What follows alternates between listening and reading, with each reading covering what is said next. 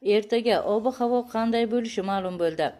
Assalomu alaykum qadrli tomoshabin, kanalimizga xush kelibsiz. Kanalimizga yangi bo'lsangiz, videomiz keng tarqalishi uchun video ostida like tugmasini bosishni hamda obuna bo'lishni unutmang. O'zgidromet ertaga 24-iyul kuni kuzatiladigan ob-havo prognozini e'lon qildi. Unga ko'ra, Toshkent shahrida havo biroz bulutli bo'ladi. Yog'ingarchilik kutilmaydi. Shamol sharqdan 3-8 metr sekund tezlikda esadi. Harorat kechasi 20-22 daraja, kunduz esa 34-36 daraja bo'ladi. Qoraqalpog'iston Respublikasi Xorazm viloyatida havo biroz bulutli, ba'zi joylarda o'zgaruvchan bo'ladi. Yog'ingarchilik kutilmaydi. Shamol sharqdan 7-12 metr sekund tezlikda esadi. Harorat kechasi 20-25 daraja, kunduz esa 34-39 daraja bo'ladi. Buxoro va Navoiy viloyatlarida havo biroz bulutli, ba'zi joylarda o'zgaruvchan bo'ladi. Yog'ingarchilik kutilmaydi. Shamol sharqdan 7-12 metr sekund tezlikda esadi. Ba'zi joylarda 13-18 metr sekundgacha kuchayishi, ayrim joylarda chang to'zonlar bilan kuzatilishi mumkin. Harorat kechasi 20-25 daraja, kunduz esa 34-39 daraja bo'ladi. Toshkent, Samarqand, Jizzax, Sirdaryo viloyatlarida havo biroz bulutli, ba'zi joylarda o'zgaruvchan bo'ladi. Yog'ingarchilik kutilmaydi. Shamol sharqdan 7-12 metr sekund tezlikda esadi. Harorat kechasi 20-25 daraja, kunduz esa 32-37 daraja bo'ladi.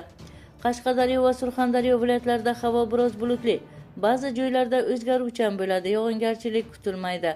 Shamol sharqdan 7-12 metr sekund tezlikda esadi. Harorat kechasi 22-27 daraja, kunduz esa 35-40 daraja bo'ladi. Andijon, Namangan, Farg'ona viloyatlarida havo biroz bulutli, ba'zi joylarda o'zgaruvchan bo'ladi. Yog'ingarchilik kutilmaydi. Shamol sharqdan 7-12 metr sekund tezlikda esadi.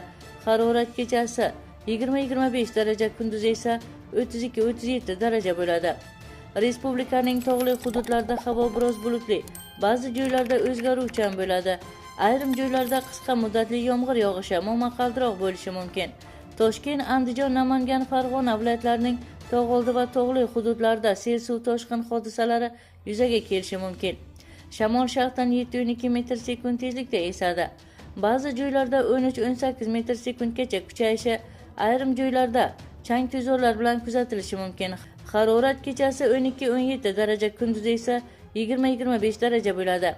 Shuningdek, O'zgidromet joriy yilning 23-24-iyul kunlari Toshkent, Andijon, Namangan, Farg'ona viloyatlarining tog' oldi va tog'li hududlarida sel, suv toshqin hodisalari yuzaga kelishi mumkinligi haqida ogohlantirdi. Qadrli tomoshabin, sizga yetkazmoqchi bo'lgan xabarlarimiz shundan iborat edi. Shu va shu kabi xabarlarni o'tkazib yubormaslik uchun video ostida like tugmasini bosishni hamda obuna bo'lishni unutmang. Bizni qo'llaganlarni Allohning o'zi qo'llasin.